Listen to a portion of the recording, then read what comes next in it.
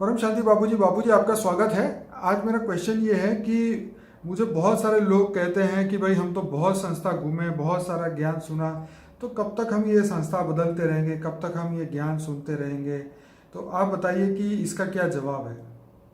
देखो, जो high quality आत्मा है हम्म, वो ज्ञान के पीछे कई संस्थाओं में जाती है, हम्म, ज्ञान मार्ग में। और वो उनका क्वेश्चन ये होता है कि ये सब कुछ कैसे बना, ये सितारे कैसे बने, ये धरती आकाश। और उसका अल्टीमेट क्वेश्चन तो ये होता है कि ये कब तक चलेगा, ये धरती, ये सब पाप, ये सब कब चलेगा। सब थक गई है ना आत्माएं, सब लोग थक गए। इसलिए थके गए हैं चारों ओर। ये सब लोग इतने धर्म मठ पंथ संप्रदाय इतने बन गए हैं, तो चारों ओर हाई क्वालिटी आत्मा किसी की कंठी नहीं धारण करती, किसी को गुरु नहीं बनाती।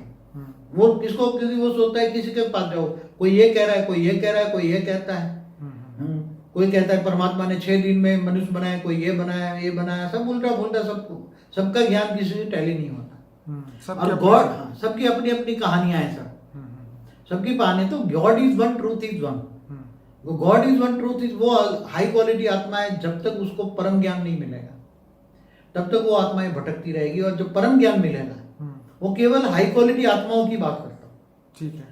जब हाई क्वालिटी आत्मा, जब वो परम ज्ञान मिलेगा, उसको आत्म स्वरूप की अनुभूति होगी, आत्मज्ञान नहीं, आत्म स्वरूप की अनुभूति का ज्ञान मिलेगा। और उसको ऑलमाइटी अथॉरिटी का परिचय मिलेगा, हुई तो ऑलमाइटी अथॉरिटी। और बेहद का विश्व कितना बड़ा है, वो सब ज्ञान सागर में डूबेगी। उसको ज्ञान कितना चाहिए? ज्ञान गंगा में नहीं, ज्ञान सागर में डूबेगी। उसको ज्ञान सागर जितना ज्ञान चाहिए। शिव क्या है, महाशिव क्या है, परमाशिव क्या है, ब्रह्मांड, महाब्रह्मांड, परम महाब्रह्मांड, मल्टीवर्स कैसे बना, ग्रेट ग्रेट मल्टीवर्स क्या है, बेहद की कला का ब्रह्मांड क्या है। और रामकृष्ण क्यों ऑलमाइटी अथॉरिटी के अवतार थे। गीता का ज्ञान क्यों सर्वशास्त्र शिरोमणि है। और गीता का एक ज्ञान जो कहेगा कि एक तो थियरी ऑफ कर्म जानेगा, जो गीता में कहा है, तो एक तो थियरी ऑफ कर्म के पीछे भी भागेगी आत्माएं कि ये थियरी ऑफ कर्म क्या है। फिर वो निष्काम कर्म वो करने वाली आत्मा होगी। हाई क्वालिटी आत्मा अपने लिए जीने वाली नहीं होगी, क्योंकि गीता में तो कहा है जो अपने लिए जीता है वो तो जानवर है। जानवर भी खाता पीता है, मर जाता है। इसी तरह मनुष्य भी खाता पीता है, मर जाता है। उसमें और जानवरों में कोई फर्क नहीं है। जो दूसरों के लिए जीता है, जो विश्व कल्याण के लिए, जो समग्र विश्व के लिए सोचती हैं कि दुनिया कैसे बदलूं, दुनिया बदलने के लिए मैं क्या करूं, तो ऐसी आत्माएं भी बहुत है। बाबूजी, ऐसा पूर्ण ज्ञान कब होगा आत्मा को? तो आत्मा को पूर्ण ज्ञान कब मिलेगा? पूरे ज्ञान सागर में जब परम ज्ञान सुनेंगे, जब आत्मा, परमात्मा, बलरामा, वेद का विश्व कितना बड़ा है, वेद की कला का ब्रह्मांड क्या है, और जब ये पूरा ज्ञान सुनेगी, तब उसकी आत्मा में एक ज्ञान से उसका मन शांत होगा। उसको ज्ञान जो चाहिए वो मिल जाएगा। हमारे पास सारी आत्मा कई जगह पे, कई गुरु गोसाइयों के पास घूम कर आती हैं। फिर जब पूरी ज्ञान सागर में डूबती है, तब उसको बोलता है मुझे ये ज्ञान सुनते ही मन शांत हो गया। अब तो ये ज्ञान सागर में डूबने वाली आत्मा है, उसको मन ज्ञान से, आत्मा में जो पड़ा हुआ रिकॉर्ड है, उसकी आत्मा में बेहद का ज्ञान का रिकॉर्ड पड़ा हुआ है। वो बेहद की आत्मा है, हाई क्वालिटी आत्मा है। उसके अंदर वो ज्ञान सुनते ही वो आत्मा में रिकॉर्ड इमर्ज हो जाएगा। और पहले ज्ञान सब्जेक्ट क्लियर करेंगे, फिर वो ऑलमाइटी से योग लगाएगी, आत्मस्वरूप में बनकर ऑलमाइटी अथॉरिटी, बेहद का वो ढूंढती है, great great grandfather, who is the ultimate God. तो ये हर आत्मा की अपनी अपनी खोज है, हर आत्मा का अपना सभी की अपना बात भाग्य नहीं है। करता मैं, तो हाई क्वालिटी आत्मा की बात करता हूँ, वेद की आत्माओं की बात करता हूँ। ठीक है। बाकी आम क्वालिटी जो ये है, इनके लिए ये ज्ञान नहीं होता। वो तो जहाँ बंदे हैं वो तो वहाँ अपने गुरु गोसाइयों के पास बंदे ही रहेंगे। 90% आत्माओं की ये हाल है, जहाँ जाएंगे ताली बजाएंगे बस, और कुछ इससे आगे आता ही नहीं है। इनकी आत्माओं में वो पावर नहीं है, वो नहीं जानेगी, ये ज्ञान मार्ग में नहीं चलेगी। मुझे जब लोग पूछते हैं कि भाई हमारा कब तक ये ज्ञान का होगा, तो मैं उनको यही बोलता हूँ कि जब तक आत्मा की ओरिजिनल स्टेज में नहीं पहुंचोगे, तब तक आपको धक्के खाने ही पड़ेंगे। देखो, जब तक आत्मा स्वरूप का अनुभूति ना हो, ज्ञान तो खैर सब जगह से मिल जाए, पर अनुभूति नहीं होगी, तब तक जो है आपको ये पुरुषार्थ तो करना ही पड़ेगा। जब तक जीना है तब तक तो ये करना ही पड़ेगा। देखो, आत्मा जब तक कर्मातीत अवस्था पे नहीं जाती, तब तक उसको ज्ञान, योग, सेवा, धारणा, 4 सब्जेक्ट है। 4 सब्जेक्ट से उसको काम करना ही पड़ेगा।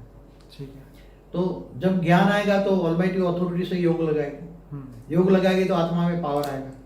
आत्मा में पावर आएगा तो जो उसकी आत्मा में जो रिकॉर्ड पड़ा है, धीरे धीरे विकर्म विनाश होगा, पाप विनाश होगा। पाप विनाश होगा तो धीरे धीरे आत्मा उसकी तमो प्रधान से ओरिजिनल आत्मा की और ओरिजिनल स्टेज में चली जाएगी, और आत्मा एकदम ओरिजिनल, जैसे आत्मा का सर्जन हुआ था वैसी स्टेज में पहुंच जाएगी। आत्मा ओरिजिनल स्टेज में पहुंच जाएंगी, ओरिजिनल बीजरूप अवस्था में पहुंच जाएगी, निराकारी स्टेज में जाएगी।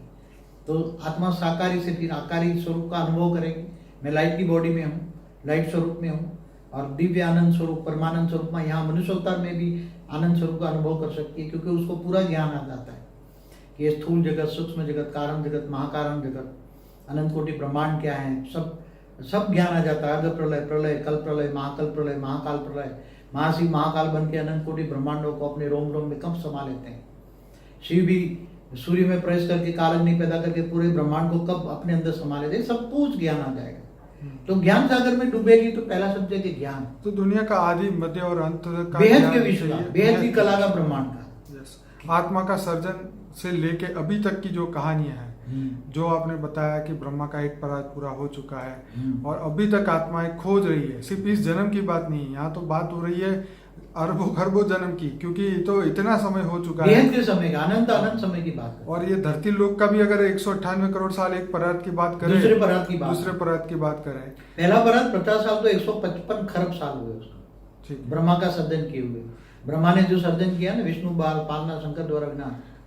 तो यहाँ तो आत्मा का जब से सर्जन हुआ, आत्मा का सर्जन हुआ, तब से लेके अभी तक आत्मा भटकती ही रही है, और वो जो भी उसके साथ हुआ वो सभी चीजों को एक्सपीरियंस करते करते करते करते अभी तक वो अपने पूर्ण स्वरूप में नहीं पहुंच पाई। देखो एक बात बताऊं, अगर आत्मा ग्रेट ग्रेट यूनिवर्स से आई है, समझो कि 198 करोड़ साल पहले 33 कोटि जो देवी देवताओं का ज्ञान है ना, आदि सनातन देवी देवता धर्म धरती पर आए कहाँ से, तो ग्रेट ग्रेट यूनिवर्स से आए। तो वो आत्माएं तो हाई क्वालिटी पावर है, तो केवल एक ब्रह्मांड के ज्ञान से तो वो तो संतुष्ट होगी नहीं। केवल मैं तो ये 33 कोटि देवताओं की बात करता हूँ। बेहद की आत्मा तो बहुत हाई क्वालिटी है, वो तो बहुत हाई क्वालिटी बेहद की आत्मा है। तो मगर 33 कोटि देवताओं की भी बात करता हूँ, तो वो तो ग्रेट ग्रेट यूनिवर्स से आए हैं। नो यूनिवर्स नहीं, ग्रेट ग्रेट यूनिवर्स माने कितनी हाई क्वालिटी। तो समझो कि वो तो 30-40 कला की आत्मा है, समझो। तो वो उसको तो एक कला, ये ब्रह्मांड जो है शिव की रचना है, तो वो तो चाहे 1 कला, 2 कला, 3 कला, 4 कला, 5 कला का ज्ञान है। एक ब्रह्मांड का ज्ञान है, एक ब्रह्मांड का ब्रह्मा विष्णु शिव शंकर का ज्ञान है। तो उसको तो वो नहीं चाहिए, उसकी आत्मा में तो रिकॉर्ड पड़ा है ग्रेट ग्रेट यूनिवर्स का, तो उसको तो मल्टीवर्स का ज्ञान कम पड़ जाएगा। तो और ऐसी तरह बेहद की आत्माओं को तो मल्टीवर्स का ज्ञान भी कुछ नहीं लगेगा, ये मल्टीवर्स तो कुछ भी नहीं, उसको समझ में आएगा। तो ये बहुत डिफरेंस है अलग अलग कैटेगरी की आत्माओं में।